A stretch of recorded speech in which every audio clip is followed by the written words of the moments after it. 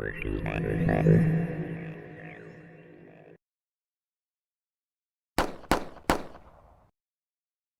everybody, it's Rod with Fan Guns coming back at you with another video. I want to talk to you about 3 hunting cartridges, all in .30 caliber.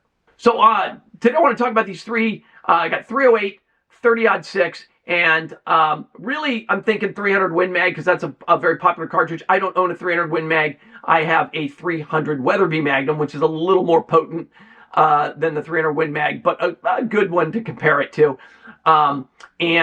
Just Magnums, 30 cal Magnums in general. Versus the venerable 308 and 30-06. So what's nice about this particular comparison is we've got a short action cartridge, the 308 Winchester. We've got a long action cartridge, the 30-06.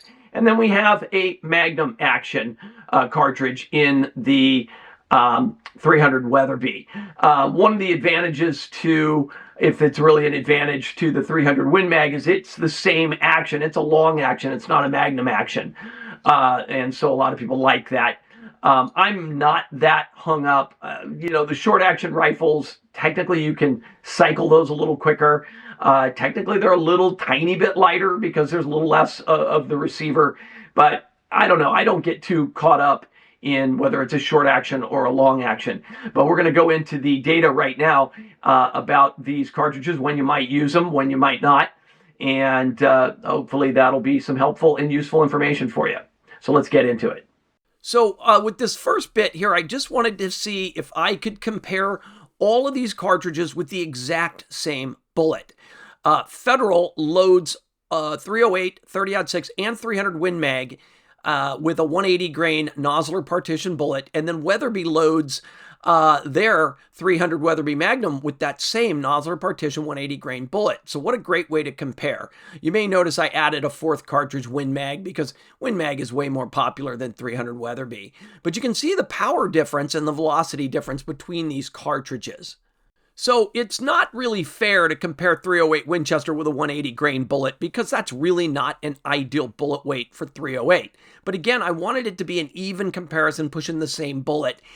Okay, now we're going to look at downrange data, 100, 200, 300, and 400 yards for each of these. But before I do that, I made some changes for more optimal uses. So the 308 is now a Winchester Federal Sierra Match King 168 grain. That's a nice slippery bullet and delivers really, really good velocity and energy. For the 30-06, I chose the Winchester Ballistic Silvertip 180 grain. That's a great performing bullet in 30-06.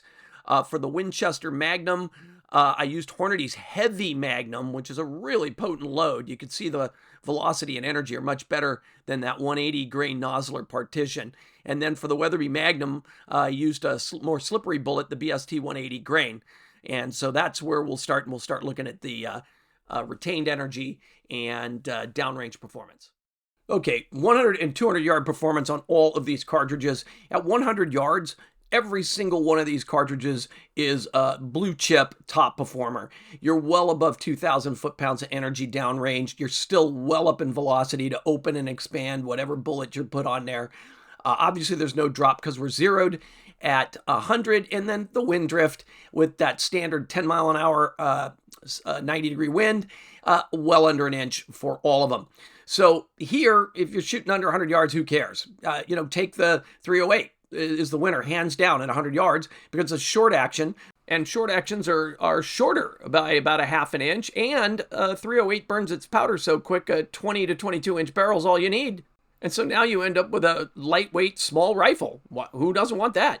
Now out at 200 yards, you're still almost 2,000 foot-pounds with the 308. Again, remember, this is going to be the smallest, lightest gun here and the softest shooter.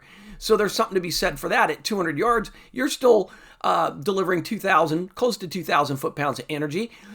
Your wind drift is manageable. Your drop is manageable at these ranges. Obviously, the 308's starting to show its weakness in that the drop is pretty severe. But still, for deer size animal, still well within point blank range here. And your wind drift is still manageable at 3 inches on the 308. But you can start to see the advantage of the other cartridges kind of creeping in now. You still got great velocity on the .6. You still got tremendous energy on the .6. A little bit better on drop and significantly better on, well, a little bit better on wind drift.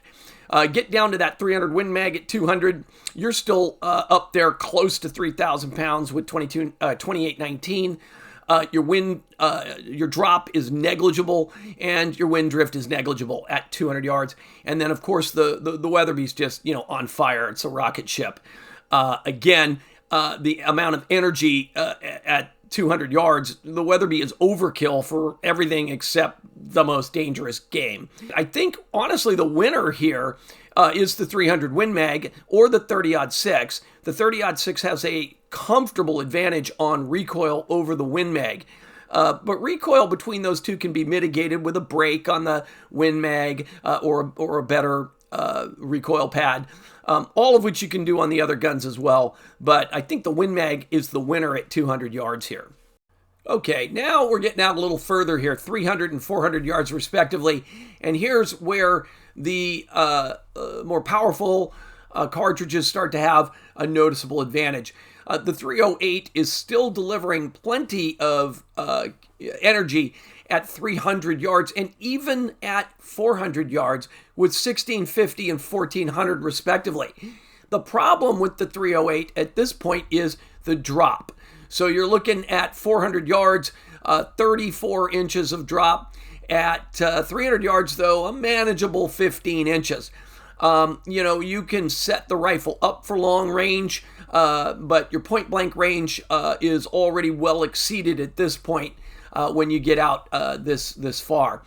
But the energy is plenty for killing deer-sized animals, even elk. Frankly, 1,600 foot-pounds is more than adequate. And the wind drift out at 400 is pretty significant. It's not horrible, but it's pretty significant. And remember, that's a pretty slippery bullet that I put on that as well.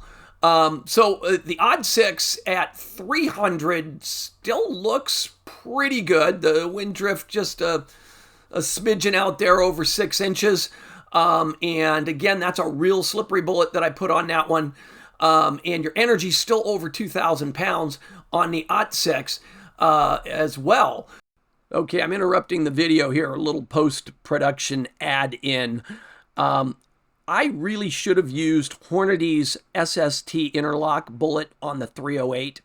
I didn't like the ballistic coefficient, but I ran the numbers after I was pretty much almost done producing this video and realized its terminal performance at 300 and 400 yards is noticeably superior.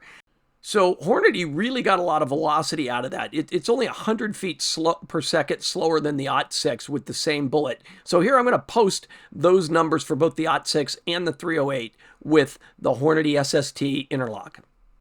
Okay, back to the original video. Of course, the Win Mag, again, carrying more velocity, carrying more energy. Its wind drift is about the same, but the drop is significantly less, just 10 inches. Depending on how you dial that gun, I think that's almost in that maximum point blank range, meaning you could set this up for 0 to 300 and just do point of aim. So that's pretty good. The Win Mag's kind of leading the charge at 300 yards here again. And then the Weatherby still carrying tons of energy, 2,870 foot-pounds of energy.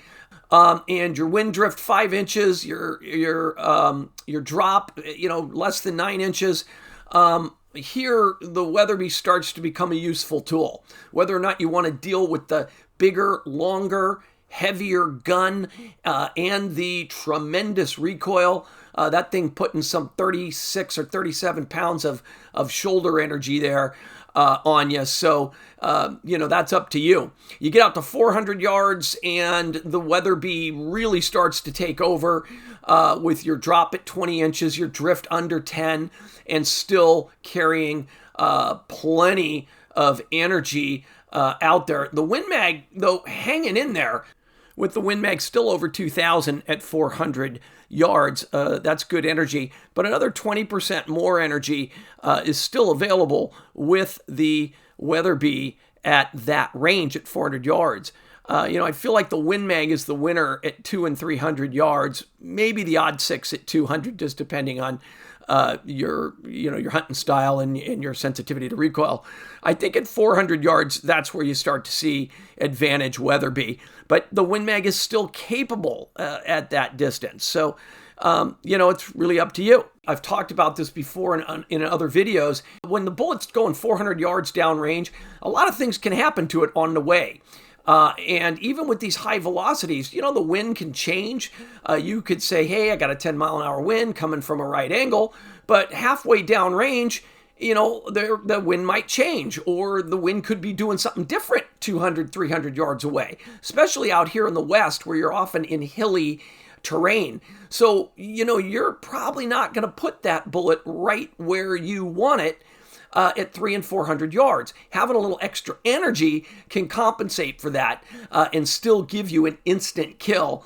When you're down at, 1,600, 1,400 foot-pounds, now your bullet placement starts to become even more important, and it's hard to put it right where you want it at these longer ranges just because stuff happens downrange beyond your control. Honestly, as a guy who owns a Mark V Weatherby rifle, chambered in 300 Weatherby Magnum, the Win Mag really wins here. And the only real advantage I feel for the Weatherby would be if you were shooting really, truly dangerous game, African safari stuff. The extra energy in that Weatherby would really make a difference. So summing up the data, at 100 yards, it's the 308 all day, twice on Sundays. It's a lighter weight rifle, lower recoiling, and it's got devastating power at 100 yards. At 200 yards, the edge starts to go towards the 30-06, but the 308's right there. And then you get out to 300 yards, it's the Win Mag, hands down. At 400 yards, the edge goes to that more powerful Weatherby Magnum, but the 300 Win Mag is still more than capable. So there you have it. That's all I've got on these cartridges today. I hope that was useful information. We'll see you next time right here on Van Guns.